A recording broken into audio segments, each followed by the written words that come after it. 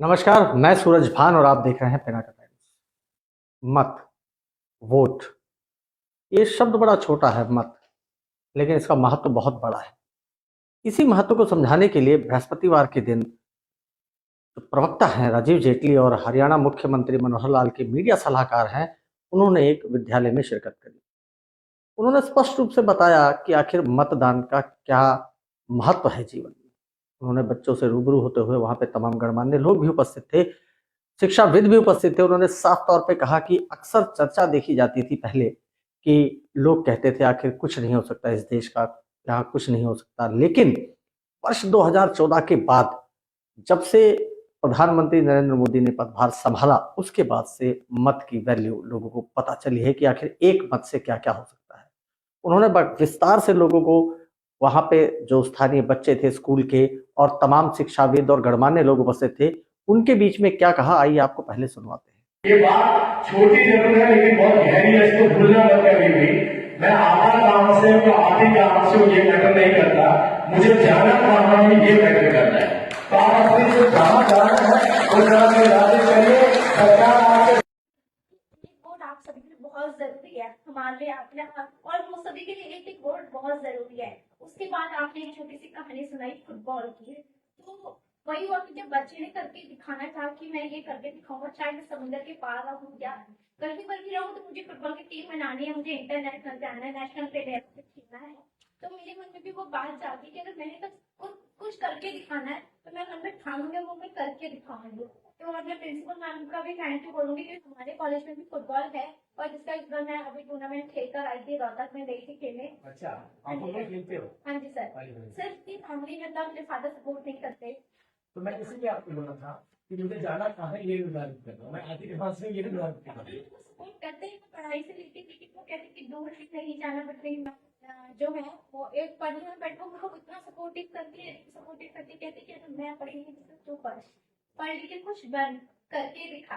लोग आईएएस बने तो तू भी कुछ करके दिखा। तो मेरे मन में भी वही ठाना, मैंने भी फादर से थोड़ी बहुत आर्गुमेंट्स की कि मैंने अगर मन में ठाना है उसको करके दिखाऊंगी। अगर आज मैं हारी हूँ तो कल मैं जीतूंगी। अरे God bless you. Thank you. मैंने वही बोला कि अगर आज मैं हारी हूँ तो पापा कल मैं जीतूंगी भी। और उसको मतलब बड़ा प्राउड फील होता है कि जब मैं जीतती हूँ।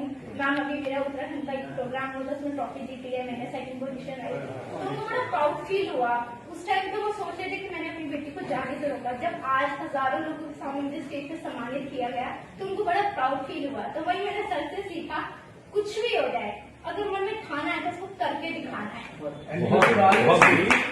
एक बात को ध्यान रखना, क्योंकि आप जनरली विमेन है साहब, लेकिन एक बात को ध्यान रखना, कभी भी अपने आप को ये सोच के मत चलना कि प्रिविलेज मत लेना, ये माइलेज मत लेना कि मैं महिला होने के नाते ये माइलेज ले सकती।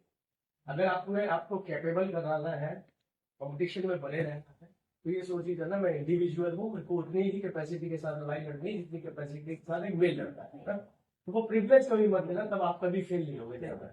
यही चीज सर मैंने करा। मैं अभी NIT 5 स्कूल से हाँ प्लीज। मैं NIT 5 स्कूल से पढ़ी हुई, 7 ईयर हो गए मुझे ना पढ़ते रहते। फिर 7th स्टैंडर्ड से मैंने अपनी योगा क्लासेस स्टार्ट की, जिसमें मैंने अपना block level, district level tournament खेला। और हमारी जो कोच थी वो इंद्र सक्सेना मैम थी योगा की, बहुत अच्छे से उन्होंने ट्रेन किया।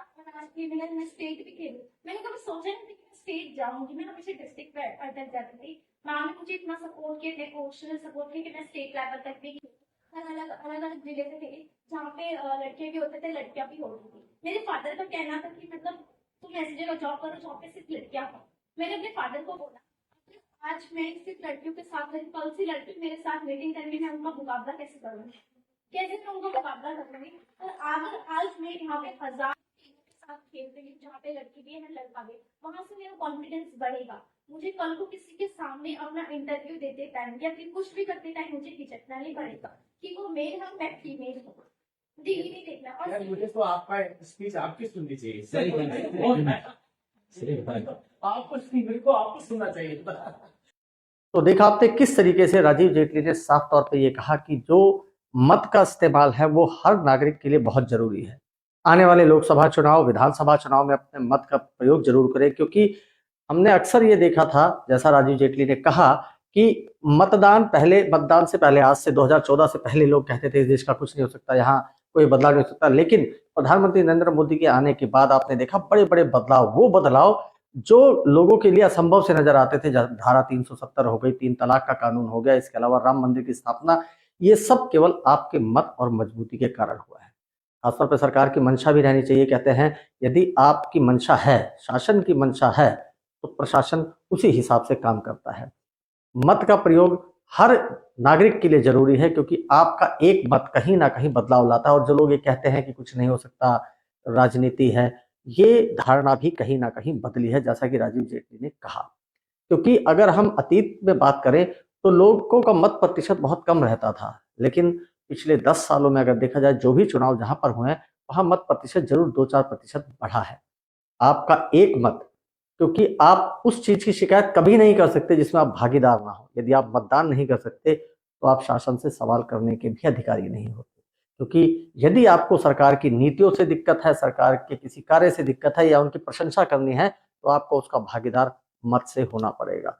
राजीव जेटली ने जैसा स्पष्ट रूप से कहा कि मतदान का जो आपने प्रयोग किया, उसके काफी फायदे देश को देखने को मिले। और अब जो प्रधानमंत्री मोदी का विजन, जैसा उन्होंने कहा 2047 में विकसित भारत का है, ये आपके मत से ही हो सकता है। तो हमारा भी अनुरोध रहेगा, जैसा राजीव जेटली ने कहा, कि जब भी चुनाव आए अपने मत का उपयोग करें। मतदान करना आपका मौलिक अधिकार है और आपकी इच्छा के ऊपर निर्भर करता है कि आप किसे मत करते हैं। लेकिन आपका एक मत आपने कई बड़े बड़े बदलाव इस देश में देख लिए हैं, ऐसा राजीव जेटली ने कहा। तो मैं सूरज भान फिर जोड़ूंगा आपको महत्वपूर्ण खबरों के साथ। तब तक बने रहे पिनाका टाइम्स के साथ। जय हिंद।